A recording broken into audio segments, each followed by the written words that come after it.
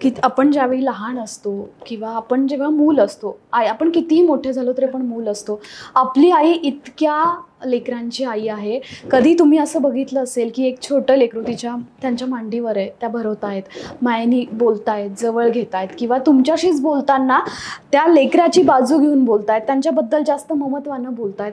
एक लेकरू म्हणून, एक लेक म्हणून कुठेतरी कधीतरी ईर्षा हा शब्द खरं तर चुकीचा ठरेल, पण ती भावना निर्माण झाली का? आली आली. मी अगदी दीपक दादाचं उदाहरण देईन. दीपक दादा म्हणजे आईचा सगळ्यात जास्त लाडका.